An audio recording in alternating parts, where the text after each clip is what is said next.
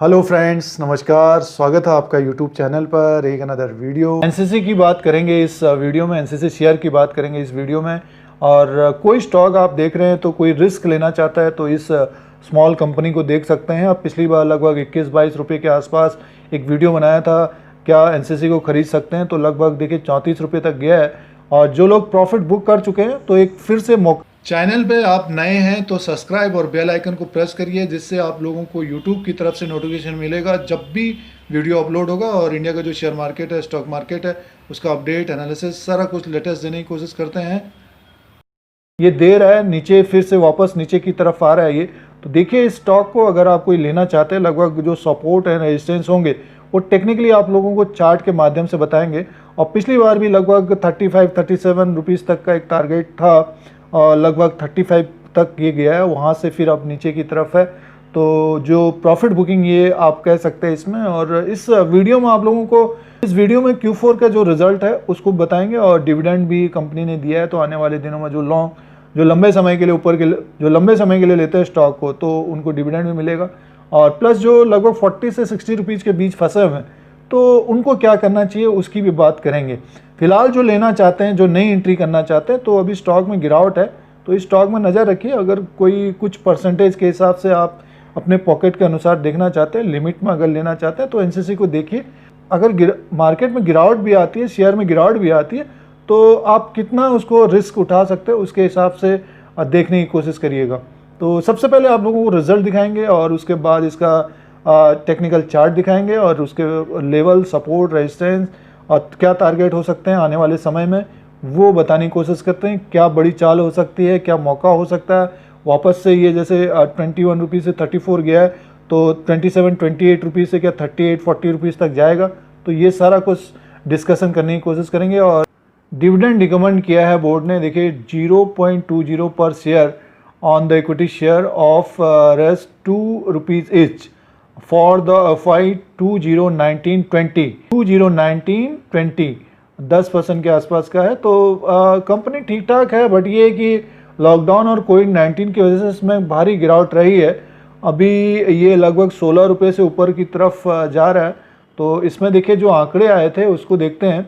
देखिए ये Q4 2020 का जो रिज़ल्ट था उसमें देखिए 2181 करोड़ का इनका रेवेन्यू था, और ये करोड़ में है। तो और टोटल में देखिए 2206 करोड़ का रेवेन्यू हुआ था इनको। टोटल इनकम है 2206 करोड़ का इनकम हुआ था 31/3/2020 के क्वार्टर में। और पिछली बार देखिए 31/12/2019 में 2117 करोड़ का टोटल रेवेन्यू था, और अदर इनकम के साथ लगभग 2149 करोड़ का, यानी दिसंबर के क्वार्टर के हिसाब से ये बढ़ के है। बट 31/3/2019 के जो क्वार्टर में था, अगर पिछले क्वार्टर से मिलाते हैं तो 3388 करोड़ का रेवेन्यू था, और 3424 करोड़ टोटल इनकम हुआ था। तो उसके हिसाब से काफ़ी डाउन में है इनकम। बट ये है कि 2206 करोड़ का इनकम हुआ है। और इसमें देखिए टोटल एक्सपेंसेस में इनका रहा है 2064 करोड़ का इनका एक्सपेंसेस जो खर्चा किया इन्होंने। तो और जो दिसंबर के क्वार्टर में 2053 करोड़ का, और पिछली बार था 3148 करोड़। और इसमें से जो प्रॉफिट रहा है 110 करोड़ का प्रॉफिट रहा है। आपकी बार देखिए कंपनी ने काफ़ी अच्छा प्रॉफिट दिया है, 110 करोड़ का प्रॉफिट दिया है। और उससे पहले 174 करोड़ का। तो जब ये 174 करोड़ का रेवेन्यू आया तो काफ़ी ऊपर की तरफ चल रहा था स्टॉक, बट फिर वहाँ से फिर कम हुआ तो फिर और डाउन आया, और फिर लॉकडाउन और कोविड-19 की वजह से इसमें और गिरावट हुई। अब देखिए ईपीएस में अगर आप देखेंगे इसका, तो ईपीएस है देखिए 1.82 का है, और पिछली बार था 2.90, और दिसंबर के क्वार्टर में 1.83। यानी भी सामान के चलिए जो जहाँ से गिरावट आई है ये लॉकडाउन और कोविड-19 की प्रॉब्लम नहीं थी। लगभग 40 से 45 रुपये के बीच ये कारोबार कर रहा था, 50 रुपीज़ के बीच। तो वहाँ तक ये जाने की कोशिश कर सकता है। अब इसमें देखिए हम टेक्निकली इसका चार्ट देखते हैं और उसको समझते हैं कि आने वाले दिनों में किस तरह का ये कारोबार कर सकता है। एक तरह से आप Q4 का जो रिज़ल्ट है ठीक ठाक है और अच्छा खासा प्रॉफिट भी है। बट ये है कि पिछले क्वार्टर के हिसाब से आप देखेंगे 31/3/2019 के हिसाब से देखेंगे तो कमी पेशी है इसमें। और पिछली बार 174 करोड़ का हुआ था, क्योंकि रेवेन्यू भी ज़्यादा था। अब NCC Nagarjuna construction company limited का चार्ट देखते हैं। देखिए ये एनसीसी लिमिटेड का चार्ट लगा हुआ है और डेली वाइज कैंडल्स हैं इसमें नागार्जुना कंस्ट्रक्शन कंपनी लिमिटेड का। और इसमें देखिए जो पिछली बार इसमें तेज़ी हुई थी, जब एक वीडियो के माध्यम से बताने की कोशिश थी कि खरीद सकते हैं क्या, तो वहाँ से ये लगातार बढ़ के लगभग 33 रुपीज़ तक गया और रिज़ल्ट भी आया उसमें। फिर रिज़ल्ट में ठीक ठाक ही रहा, डिविडेंड भी, और उसके बाद गिरावट हुई इसमें लगभग 27 रुपीज़ तक आया। यहाँ पर देखिए ये कैंडल बने हुए हैं, उसके बाद एक और तेज़ी हुई, लगभग ये आपका 34-35 रुपीज़ तक गया, यानी मैं इसको ब्रेक करके ये ऊपर की तरफ गया। फिर ये डाउन हो रहा है, करेक्शन हो रहा है, कुछ प्रॉफिट बुकिंग मान के चल सकते हैं आप, क्योंकि 16 रुपीज़ से एक तरह से डबल हो गया ये 2-3 महीने के अंदर। और एक आप मान के चल सकते हैं एक स्मॉल कैप कंपनी है इस वक्त एनसीसी, और काफ़ी अच्छा रिटर्न दिया है इन्वेस्टर्स को पिछले कुछ सालों में, 5-10 सालों में, और ट्रेडिंग भी अच्छा कराता है। बट ये है कि कभी गिरावट होती है तो ये इसमें काफ़ी पिटाई भी हो जाती है। अब देखिए इसका जो स्ट्रॉन्ग सपोर्ट है लगभग 27 के आसपास है। कोई नई पोजीशन, जैसे आपने प्रॉफिट बुक कर चुके हैं 30 रुपीज़ के ऊपर अगर प्रॉफिट बुक कर चुके हैं, तो लमसम 27 और 28 के रुपीज़ अपने रिस्क के अनुसार इसमें पोजीशन बनाने की कोशिश करनी चाहिए। और इसमें देखिए ये मूविंग एवरेज के हिसाब से 28 रुपया 70 पैसे के आसपास है, यानी मीन्स 27 और 28 रुपीज़ के आसपास इसको देख सकते हैं। अगर गिरावट होती है तब ये आपको फिर और नीचे की तरफ आता हुआ दिख सकता है।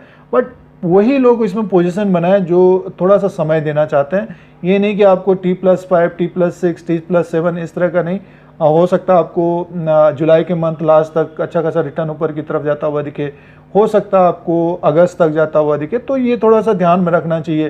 क्योंकि अब देखिए ये स्मॉल कैप कंपनी है एनसीसी, और जब भी मार्केट में तेज़ी होती है ये बढ़ता ज़रूर है, आपको कंपनी में तेज़ी होती है।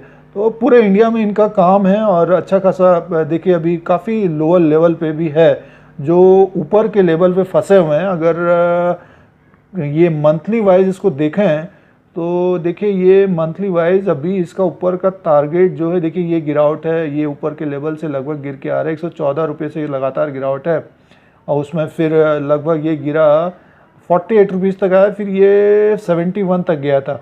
तो एक तरह से फिर ये जो लॉकडाउन और कोविड-19 की प्रॉब्लम थी, तो लगभग 50-60 रुपये से ये गिरा। देखिए ये आया आपका 16 रुपीज़। अब ये धीरे धीरे ऊपर की तरफ जा रहा है। तो ऊपर का जो टारगेट है, पिछले वीडियो में बताना था कि लगभग 35 से 40 रुपीज़, 37 रुपीज़ तक, और 28 रुपीज़ को ब्रेक करता है, क्योंकि उस समय 28-29 का इसका हडल चल रहा था, वहाँ से ऊपर की तरफ नहीं जा रहा था। अब इसका हडल है लगभग 34-35 रुपीज़। तो हर समय जो लेवल्स होते हैं वो चेंज होते हैं अगर आप ट्रेड करते हैं स्टॉक में। तो ये 37 का एक इसका हडल बनेगा।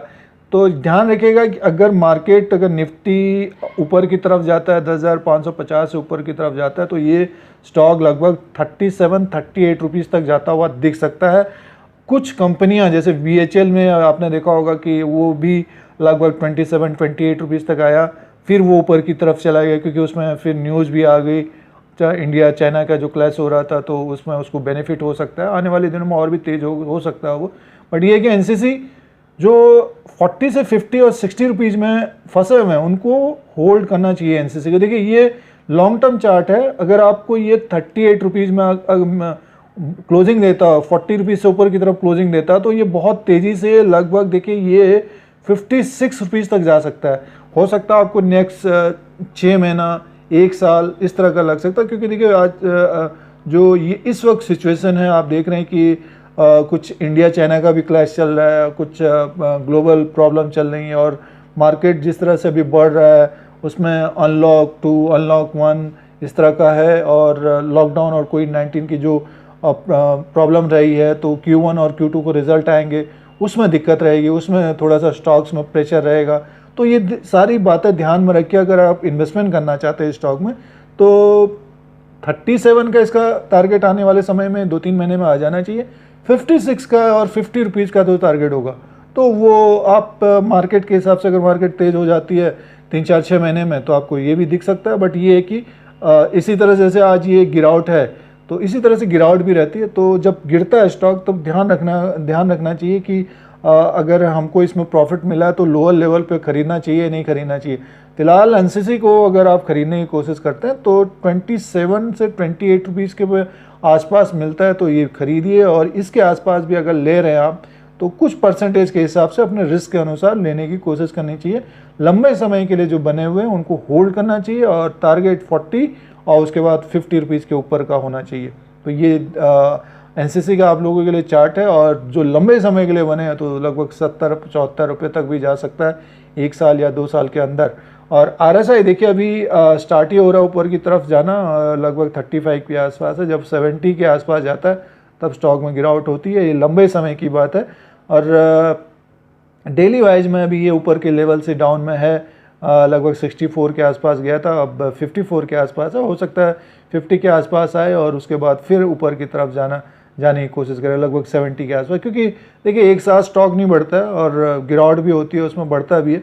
बट ये है कि मार्च का महीना जिस तरह से गिरावट रही है वो कभी कभार साल में 2 साल 5 साल में इस तरह का होता है। तो ये एनसीसी का बेसिकली इसलिए बताना था कि अगर आप कोई स्टॉक देख रहे हैं जुलाई के मंथ में, अगस्त के लिए 1 महीना 2 महीने के लिए, तो इस स्टॉक में नज़र रखिए अपने अनुसार, अपने पॉकेट के अनुसार। रिस्क अगर जो उठा सकते हैं कुछ दिनों के लिए तो इस स्टॉक में नज़र रखिए। आने वाले दिनों में आपको ये लमसम यहाँ से भी लगभग 20 से 30% रिटर्न दे सकता है। आप लोगों को इसी तरह से इंडिया का जो शेयर मार्केट है, स्टॉक मार्केट है, उसका अपडेट, एनालिसिस सारा कुछ लेटेस्ट देने की कोशिश करते हैं। अगर आपको ये YouTube channel India Dheeraj Singh देखना है, सब्सक्राइब और बेल आइकन को प्रेस करिए, फिर कोई नया वीडियो लेके आएंगे। आज के लिए इतना ही, धन्यवाद।